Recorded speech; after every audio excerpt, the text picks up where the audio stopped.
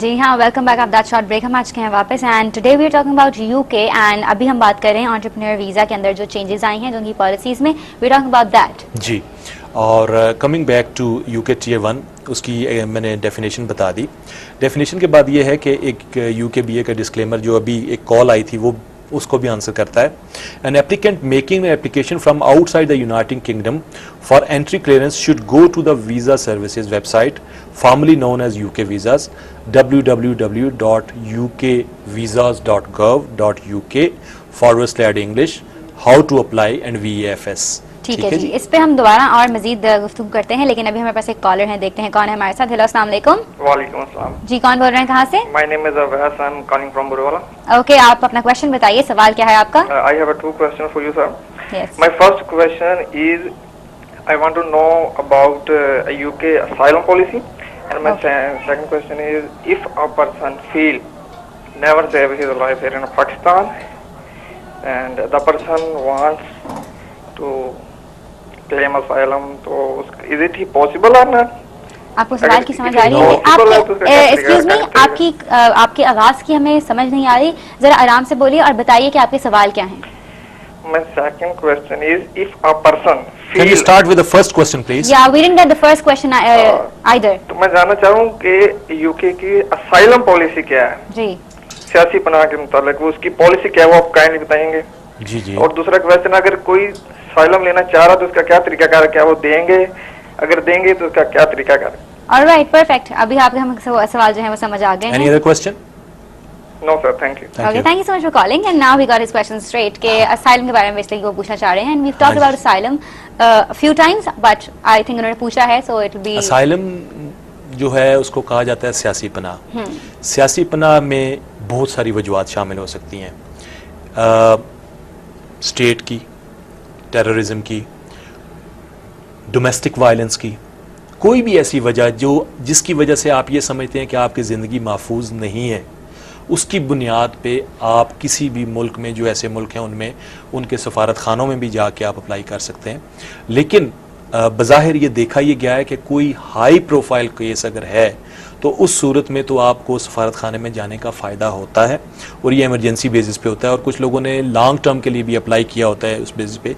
लेकिन मेरी नज़र से अभी तक यहाँ रहते हुए बहुत कम डिसीजंस गुजरे हैं जिसमें किसी को पॉलिटिकल असाइलम मिली हो। ज़्यादातर लोग वहाँ पहुँच के अप्लाई करते हैं, और अब उसमें भी जो सिस्टम है यूके में ख़ास तौर पे कि they don't take it for long. वो सबसे पहले तो अगर आप इसको अप्लाई करेंगे तो आपको डिटेंशन सेंटर में रखेंगे वो, और उस डिटेंशन सेंटर का माहौल ऐसा होता है कि आप वाकई अगर जेन्युइनली अगर आप सियासी पनाह के दरख्वास्त गुजार हैं तो आप उसको बर्दाश्त करेंगे, अगर आप वैसे हैं तो आप नहीं करेंगे। आपने sorry to cut you but आपने जो कहा है कि वहाँ ऑलरेडी हूँ और आप अप्लाई करें, जी जी, तो for that you need to have another visa of UK. Unfortunately Resham, ये वो तरीकाकार है कि मैं आपको बताता हूँ कि मेरे पास 2-3 लोग ऐसे आए और मैंने शुक्र है खुदा का कि मैं उनको मोटिवेट कर सका। उनकी जो यानी इंटेंशन थी ना वो ये थी कि आप हमें यहाँ से वहाँ पे इंग्लैंड जाने के लिए, वो बिजनेसमैन थे, और आप मुझे वहाँ पे भिजवा दें, वहाँ जाके मैंने अप्लाई करना है और मैंने पॉलिटिकल असाइलम ले लेना है। Very settled people. ओके, मैंने उनको ये बात समझाने की कोशिश की कि आप बेटर ऑफ होंगे जितना आपका बिजनेस का सेटअप यहाँ पे मौजूद है, आप यहाँ भी आ सकते हैं, वहाँ भी जा सकते हैं, तो आप इसको अप्लाई ना करें। और एंड ही डिड सो, और माशाल्लाह मतलब ये कि वो आते भी हैं, यहाँ पे भी बिजनेस कर रहे हैं, वहाँ पे भी कर रहे हैं। असल बात ये है कि वहाँ पे जाके सिर्फ कुछ नहीं हो सकता। यहाँ पे बहुत सारे लोग ऐसे बैठे हैं, खासकर कुछ सर्टेन एरियाज में अनफॉर्चुनेटली, कि वो इंतजार करते हैं कि पाकिस्तान में हमने कुछ नहीं करना, वहाँ जाके हमें जो भी करना पड़ेगा करेंगे। अगर आपने वहाँ जाना भी है तो आप वहाँ जाने की तैयारी करके जाएं। जैसे अब ये जो नॉलेज ऑफ इंग्लिश टेस्ट जो इम्प्लीमेंट हुआ वो इसी वजह से हुआ कि जो लोग वहाँ जाते थे उन पे ब्रिटिश गवर्नमेंट को बहुत सारे एक्सपेंसेस करने पड़ते थे उस शामिल करने के लिए सोसाइटी में। तो अब वो उन्होंने ज़रूरियात रख दी कि आप वहाँ से ही पहले ही ये तैयार होंगे तो आप ब्रिटिश सोसाइटी ज्वाइन कर सकेंगे। तो पॉलिटिकल असाइलम का जो है वो बहुत फास्ट ट्रैक सिस्टम है इस वक्त में। आप पॉलिटिकल असाइलम अगर वहाँ मौजूद होते हुए अप्लाई करेंगे तो समटाइम्स वो 3 वीक्स में भी आपको फारिग कर देंगे, और अगर आपका जेन्युइनली कोई ऐसा है तो 6 वीक्स 8 वीक्स में डिसीजन भी कर देते हैं। ओके और इससे मुझे ये याद आया है साइलम वाली बात से कि जैसे desperate times call for desperate measures, लेकिन वो डेस्परेट टाइम्स में भी आपने ये सोचना होता है, आपकी अकल आपके पास होती है, दिमाग हमारे पास है, आपने ये सोचना होता है कि क्या कितना ही हमें डेस्परेट मेजर ले सकते हैं, ऐसे नहीं कि बस मैंने तो ये जिप कर लिया और मैंने तो सोच लिया है, तो पर्सनल बात है। इन द बिगिनिंग के बहुत आप सोच समझ के जिंदगी में फैसला लिया करें, बिकॉज हम लोग वेरी स्मार्ट ह्यूमन बीइंग्स और पाकिस्तानी हैं, हमारे पास शऊर भी अब हर चीज का आ गया है, मीडिया इतनी अवेयरनेस क्रिएट कर रहा है, तो उसका फायदा तो उठाना चाहिए ना लोगों को। है तो पर्सनल सर्कमस्टांसेस हैं, लेकिन इस मौके पे मैं शेयर कर देता हूं कि एक खास वक्त ऐसा था पाकिस्तान में, I was really under struggle, और genuinely I would have applied for it for the asylum. I went to England. I couldn't come to Pakistan, but still I did not. See? मैं छुप के आता रहा पाकिस्तान, लेकिन मैं आता रहा, और शुक्र अल्हम्दुलिल्लाह कि वो मेरा बहुत अच्छा फैसला था। बस यही सोच समझ के फैसला लेना बहुत जिंदगी में जरूरी है। हमारे पास एक कॉलर है, देखते हैं कौन है हमारे साथ। हेलो, अस्सलाम वालेकुम। वालेकुम अस्सलाम। जी, कौन बोल रही है? मिसेस नईम है, मैं लाहौर से बात कर रही हूँ जी। मेरा मसला ये है कि मैं MSc B.Ed हूँ, मैं टीचिंग भी करती हूँ, मेरे हस्बैंड CA उन्होंने किया हुआ है, आर्टिकलशिप कंप्लीट नहीं है।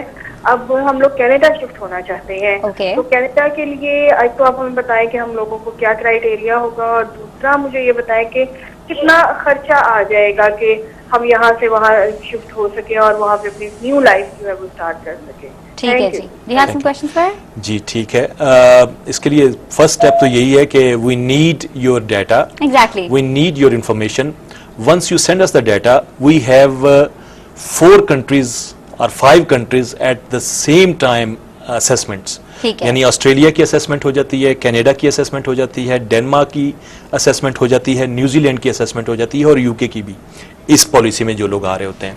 So at this point people would say जब असेसमेंट्स देखेंगे कि how could be any better than this, you know, आप लोगों को हम एक कंट्री खाली नहीं 4-5 कंट्रीज के डिफरेंस और उसमें हम आपको बता सकते हैं कि जी आपके हालात के मुताबिक आपके लिए ये जगह जो है इसमें ये काम भी काम। तो वही हम आपको ये कहेंगे कि बिल्कुल हेजिटेट ना करें, बिल्कुल आप घबराइए मत कि हम अपनी सारी इन्फॉर्मेशन इनको दे दें ना दें, बिकॉज हम आपके वीजा गाइड हैं, वी आर नॉट एग्जैक्टली आपकी जो इन्फॉर्मेशन हमारे पास आती है that's very private and confidential, और हम लोग ही देखते हैं उसको, हर कोई एक्सेस भी नहीं कर सकता। बिल्कुल बेफिक्र हो कि हमें लिखें अपनी इन्फॉर्मेशन जिनको हमने कहा है, और जिनको लगता है कि उनकी इन्फॉर्मेशन हमारे काम आएगी, visa@kohinoor.eu पे लिख के भेज दीजिए। We just have a few minutes, तो we would like to wrap the show up. अच्छा, वेरी क्विक, मैं तो ओपन ही कर सकता सिर्फ Tier 1 को। अच्छा, फिर मैं ऐसा करता हूँ, फिर मैं इस पे भी नहीं जाता, मैं इसके कुछ सर्टन जो मेन चीजें ना वो मैं लोगों को बता देता हूँ कि इसमें क्या क्या किया जा सकता है। एंटरप्रेन्योर के तहत यूके बॉर्डर एजेंसी की जो नई पॉलिसी आई है Tier 1, इसके तहत 50,000 पाउंड की इन्वेस्टमेंट, जिसमें 2 पार्टनर्स हो सकते हैं जिनको साइनिंग के बराबर इख्तियारात हासिल हों, वो अप्लाई कर सकते हैं इसकी शराइत में। लेकिन 50,000 पाउंड से कुछ बिजनेस बनता नहीं है। 50,000 पाउंड यहाँ के तकरीबन 70 लाख रुपए, 70-80 लाख रुपए बनते हैं, और इससे कारोबार में ये किया जा सकता है। इससे आप कमर्शियल प्रॉपर्टी बाय कर सकते हैं वहां पे, और कमर्शियल प्रॉपर्टी में इन्वेस्टमेंट भी जो है वो इस स्कीम के तहत आ जाती है, वेरेस पहले प्रॉपर्टीज की इन्वेस्टमेंट जो थी उस दूसरे में इसमें नहीं आती थी। इसके अलावा और भी कुछ इसके बहुत से फीचर हैं जो आज हम अगर लोगों से डिस्कस नहीं भी कर पाए तो वो अगले प्रोग्राम में भी करेंगे, और मैं इसको इंशाल्लाह अपने जो फेसबुक पेज है उस पर भी शेयर कर दूंगा। बिल्कुल, I just want to say that we can't thank you enough for all the information that you bring for us, और जितनी भी आप रिसर्च करते हैं और जितना प्रॉम्प्टली आप लोगों को रिप्लाई करते हैं, thank you so much for coming here today.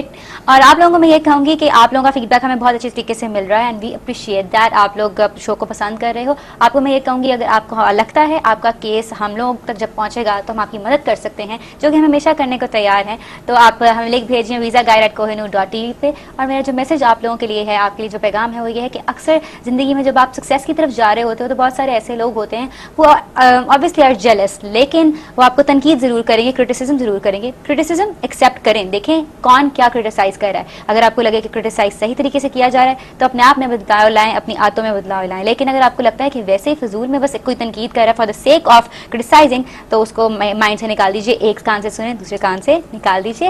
और यही था मेरा आपको मैसेज। इसी तरह हम सक्सेस की तरफ जाएंगे और कोई हर्डल्स और कोई प्रॉब्लम्स हमारे वे में नहीं आएंगी। आप लोगों में कहूँगी आप लोगों को नेक्स्ट वीक फिर से इंशाल्लाह मिलेंगे। आप लोगों ने कहीं नहीं जाना, कोहिनूर देखते रहिए, हमारे अपना फीडबैक लिखते रहिए। Till the next week, your host Shisham says bye bye, take care, खुदा हाफिज।